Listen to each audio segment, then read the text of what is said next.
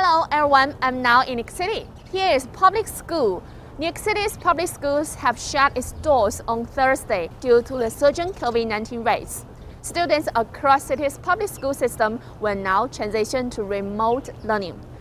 Earlier on Wednesday, New York City Mayor Bill de Blasio announced that all the public school buildings will be closed starting Thursday, as the city's COVID-19 test positivity rate on 7-day average has reached the 3% threshold.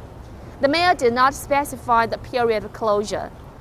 New York City's public school system started its new semester in September in a hybrid pattern, but with more than half of students opting to stay at home learning online. Accommodating more than 1.1 million students, the New York City public schools is the largest school system in the United States.